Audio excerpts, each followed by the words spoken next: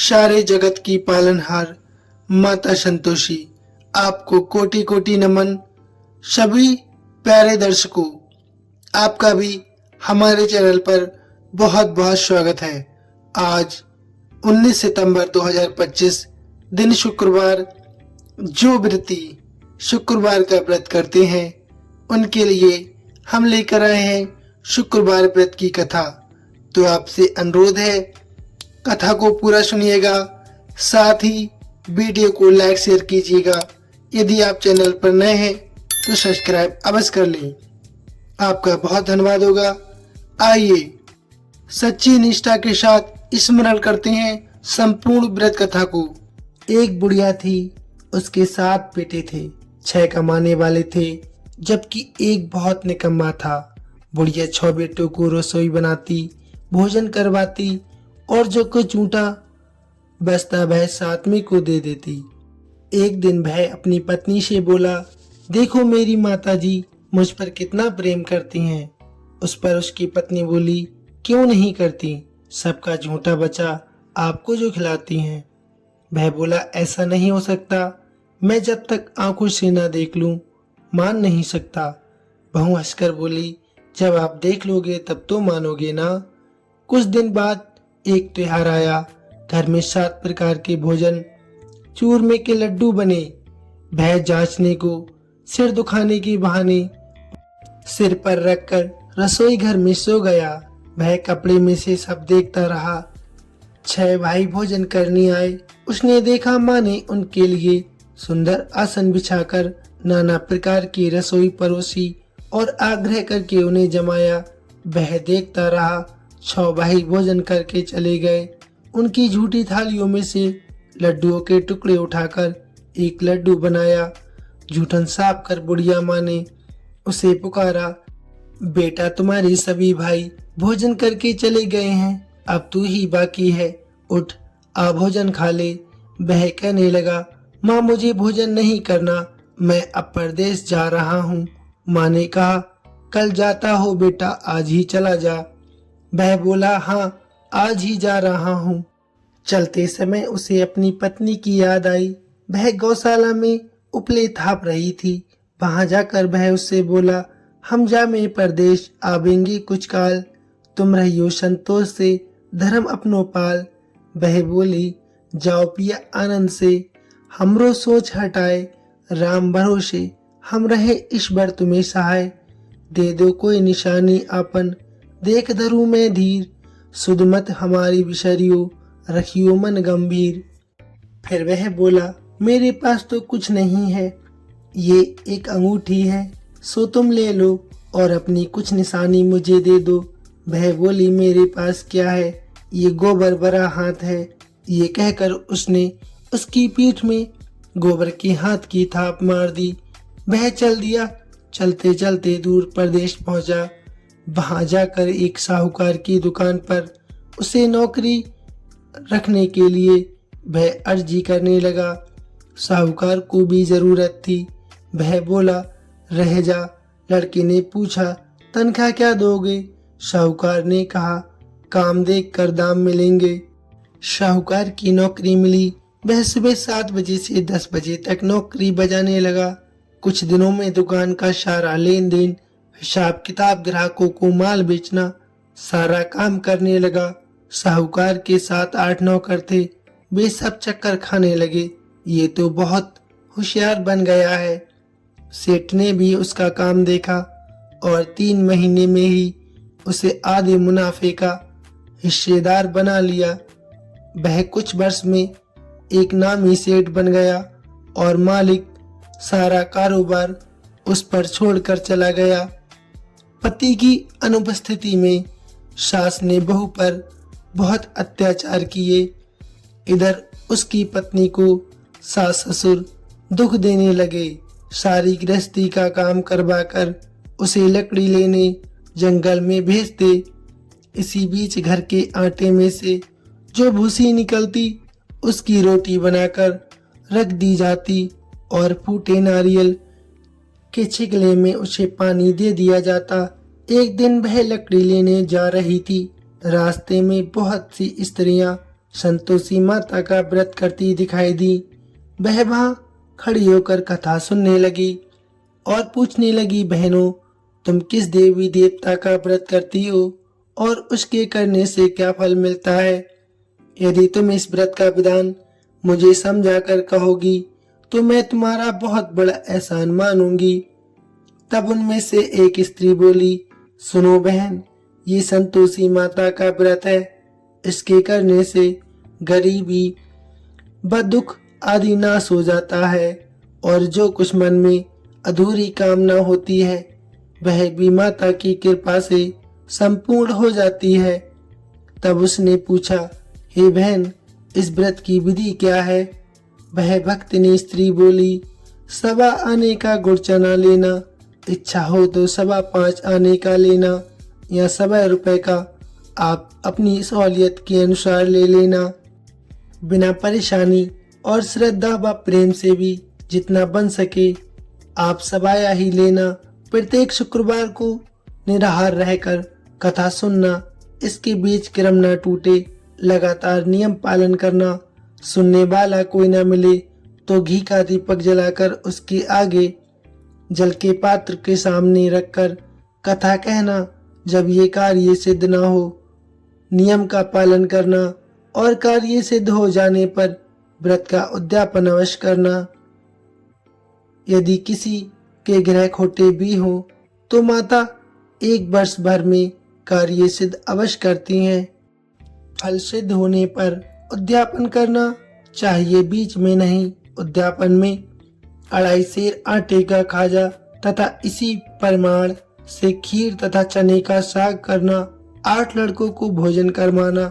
जहाँ तक मिले देवर जेठ भाई बंधु के हो, ना मिले तो रिश्तेदारों और पास पड़ोसियों के बुलाना। उन्हें भोजन करवाकर यथाशक्ति दक्षिणा देना। माता का नियम पूरा करना। उस दिन घर में कोई खटाई न खाना। ये सुन बुढ़िया के लड़के की बहू चल दी।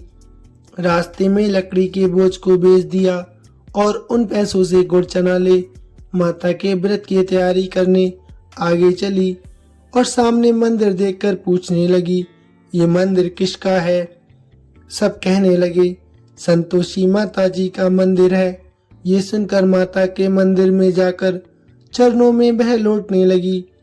दीन होकर विनती करने लगी, हे माता, मैं निपट अज्ञानी हूँ, व्रत के कुछ नियम नहीं जानती हूँ, मैं बहुत दुखी हूँ।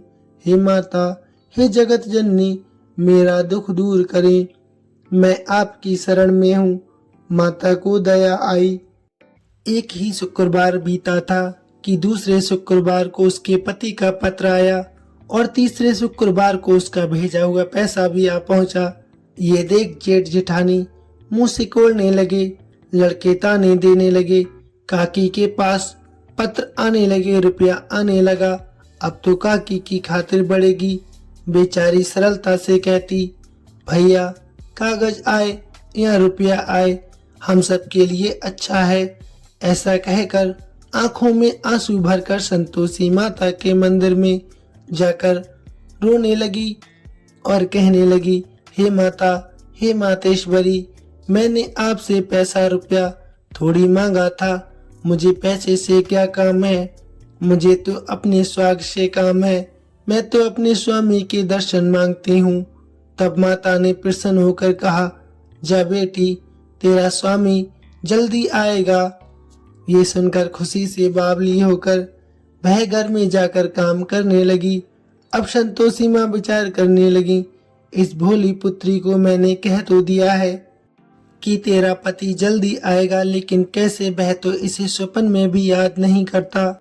उसे याद दिलाने को मुझे ही जाना पड़ेगा। इस तरह माताजी उस बुढ़िया के बेटे के पास जा स्वप्न में प्रकट हो कहने लगी, साहूकार के बेटे सो रहा है या जागता है? वह कहने लगा, माता, सोता भी नहीं हूँ, जागता भी नहीं हूँ, कहो क्या आज्ञा है?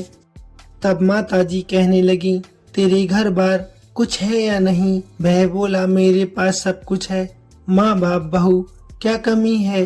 माँ बोली, भोले पुत्र, तेरी बहू घोर कष्ट उठा रही है, तेरे माँ बाप उसे परेशानी दे रहे हैं।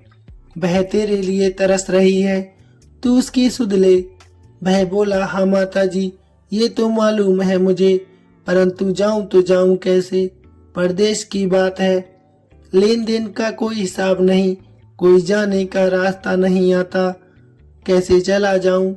माँ कहने लगी, मेरी बात मान, सवेरे नहा धोकर संतोषी माता का नाम ले, घी का दीपक जला, दंडवत कर दुकान पर जा बैठना, देखते ही देखते तेरा सारा माल बिक जाएगा, सांझ होते होते धन का भारी ढेर लग जाएगा।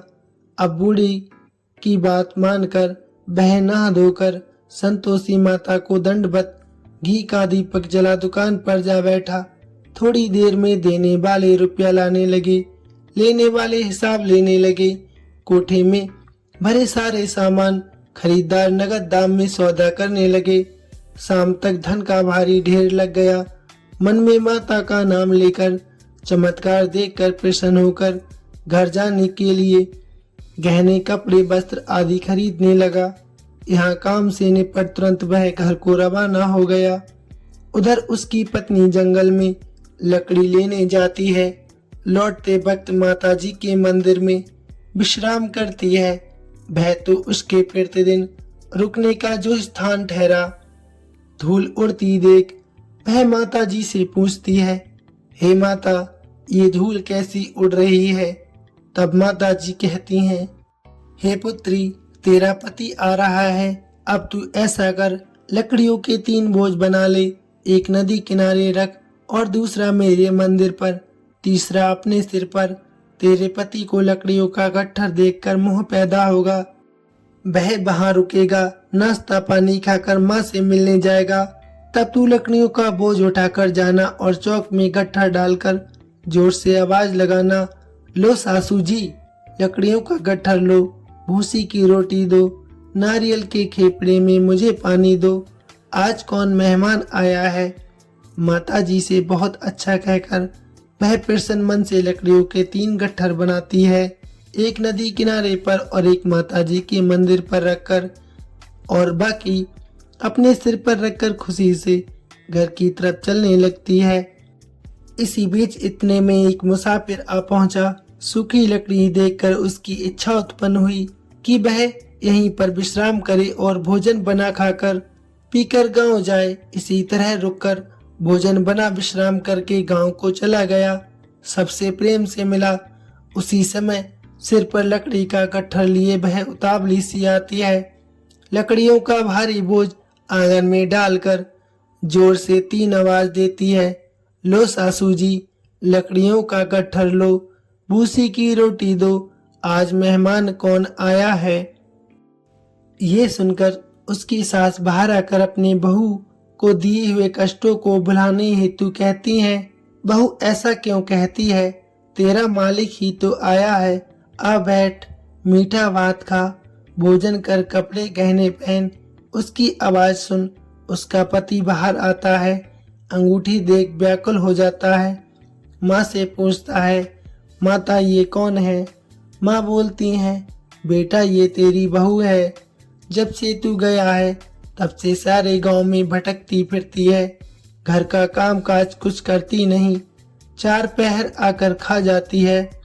वह बोला, ठीक है माँ, मैंने इसे भी देखा है और तुम्हें भी, अब दूसरे घर की ताली मुझे दो, मैं उसमें जाकर रहूंगा। माँ बोली, ठीक है बेटा, जैसी तेरी मर्जी। तब वह दूसरे मकान की तीसरी मंजिल का कमरा खोलकर सारा सामान जमा कर वहां पर रहने लगा। एक दिन में राजा के महल जैसा ठाट बाट उसने बना लिया। अब क्या था, बहू सुख भोगने लगी। इतने में शुक्रवार आ गया। तब उसकी पत्नी ने अपने पति से कहा, मुझे संतोषी माता का व्रत का उद्यापन करना है। पति बोला, खुशी से कर लो। वह उद्यापन की तैयारी करने लगी। जिठानी के लड़कों को भोजन के लिए कहने गई। उन्होंने मंजूर किया, परंतु पीछे से जिठानी ने अपने बच्चों को सिखाया, देखो बच्चों, भोजन के समय खटाई मांगना, जिससे उसका उद्यापन पूरा ना हो सके। लड़के जीमने आए, खीर खाना पेट भर कर खाया, परंतु बाद में खाते ही कहने लगे, हमें खटाई दे दो, खीर खाना हमको भाता नहीं, देखकर अरुचि होती है। वह कहने लगी, भाई खटाई किसी को नहीं दी जाएगी, ये संतोषी माता का प्रसाद है। लड़के उठ खड़े हुए, बोले हमें पैसा लाओ। बोली बहू कुछ नहीं जानती, सोने पैसे दे दिए। लड़के उसी समय हट करके इमली खटाई लेकर खाने लगे। ये देखकर बहू पर माताजी ने कोप किया। राजा के दूत उसके पति को पकड़कर ले गए। जेठ जेठानी मनमाने वचन कहने लगे, लूट लूट कर धन इकट्ठा कर लिया था, अब सब मालूम पड़ जाएगा जब जेल की मार खाएगा। बहू से ये कटु वचन सहन नहीं हुए, वह रोती हुई माताजी के मंदिर में गई। कहने लगी, हे माता, तुमने ये क्या किया, हंसाकर अब हमको क्यों रुलाने लगी। माताजी बोली, बेटी तूने उद्यापन करके मेरा व्रत भंग किया है। वह कहने लगी, माता मैंने कुछ अपराध नहीं किया, मैंने तो लड़कों को भूल से पैसे दे दिए थे, मुझे क्षमा कर दो, मैं तुम्हारा फिर से उद्यापन करूंगी। माता बोली, अब भूल मत करना। वह कहने लगी, अब नहीं होगी, अब बतलाओ वे कैसे आवेंगे। माँ बोली, जा पुत्री, तेरा पति तुझे रास्ते में आता मिलेगा। वह निकली, राह में पति आता मिला। वह पूछने लगी, कहाँ गए थे। वह कहने लगा, इतना धन जो कमाया है उसका टैक्स राजा ने मांगा था, वह भरने गया था।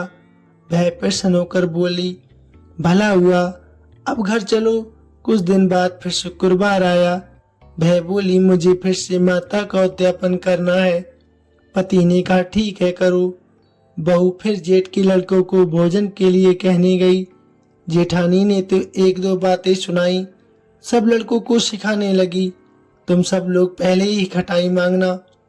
लड़के भोजन से पहले कहने लगे, हमें खीर नहीं खानी, हमारा जी बिगड़ता है, कुछ खटाई खाने को भी देना। वह बोली, खटाई किसी को नहीं मिलेगी, आना है तो आओ। ब्राह्मण के लड़के लाकर उसने भोजन करवाया। यथाशक्ति दक्षिणा की जगह एक एक फल उन्हें दिया। संतोषी माता प्रसन्न हुई। माता की कृपा होते ही 9वें मास उसको चंद्रमा के समान सुंदर पुत्र प्राप्त हुआ। पुत्र को पाकर प्रतिदिन माताजी के मंदिर जाने लगी। माँ ने सोचा, ये रोज आती है, आज क्यों ना मैं इसके घर चलूं। ये विचार कर माता ने भयानक रूप बनाया। गुड़ चने से सना मुख, ऊपर सूंड के समान होठ, उस पर मक्खियां भिन बिना रही थीं।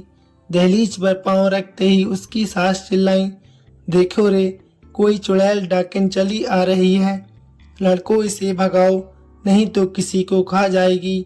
लड़के भागने लगे, चिल्लाकर खिड़की बंद करने लगे। बहू रोशनदान में से देख रही थी। प्रसन्नता से पगली बन चिल्लाने लगी, आज मेरी माताजी मेरे घर आई हैं। वह बच्चे को दूध पीने से हटाती है। इतने में सास का क्रोध फूट पड़ा। वह बोली, क्या उतावली हुई है, बच्चे को पटक दिया। इतने में माँ के प्रताप से लड़के ही लड़के नजर आने लगे। वह बोली, माँ मैं जिनका व्रत करती हूँ ये वही संतोषी माता है। सबने माता जी के चरण पकड़ लिए और विनती करने कहने लगे, हे माता, हम मूर्ख हैं, हम अज्ञानी हैं, तुम्हारे व्रत की विधि हम नहीं जानते। व्रत भंग कर हमने बहुत बड़ा अपराध किया है। जग माता, आप हमारा अपराध क्षमा करो। इस प्रकार माता उनकी कटु भावना को सुनकर बहुत प्रसन्न हुई। बहू को जैसा माता ने फल दिया वैसा माता ने सबको दे दिया। जो कथा सुने या सुनावे उसका मनोरथ पूर्ण हो। प्रेम पूर्वक बोलिए संतोषी माता की जय। दोस्तों, वीडियो कैसी लगी प्लीज कमेंट में अवश्य बताइए, साथ ही लाइक शेयर अवश्य करना। संपूर्ण वीडियो देखने के लिए आपका बहुत बहुत धन्यवाद।